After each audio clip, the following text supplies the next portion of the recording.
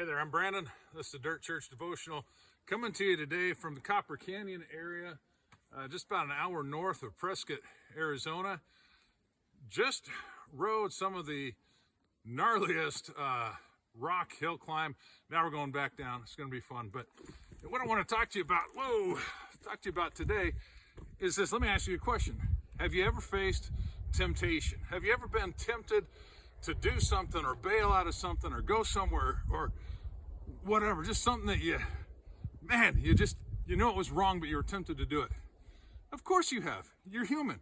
That's our experience. In fact, the Bible tells us that temptation is common. Paul wrote to the Corinthians and said, hey, you haven't faced any temptation except that which is common to man. But when you're tempted, God will give you a way out. What is the way out? Can I tell you, it's not sheer willpower. It's not just a higher power. It's not having friends that can be accountability partners. But Jesus, on the night that he was betrayed, after establishing communion, went out into the Garden of Gethsemane, and he was getting ready to pray, and he told his disciples, Peter, James, and John, he said these words, "The spirit is willing, but the flesh is weak." Now, we use that a lot as an excuse. Jesus didn't use it as an excuse. It was a warning. The spirit is willing, but the flesh is weak. What's the next thing he said? He said, pray that you don't fall into temptation. Now think about this. Way back in the Garden of Eden, if Eve would have spent more time talking to God and less time talking to the snake, she might not have eaten the fruit she wasn't supposed to eat.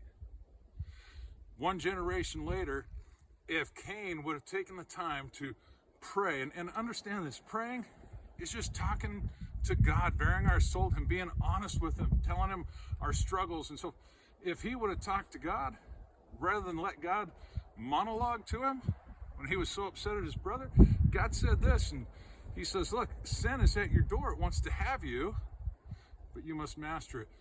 There is no record of Cain being involved in that conversation other than listening.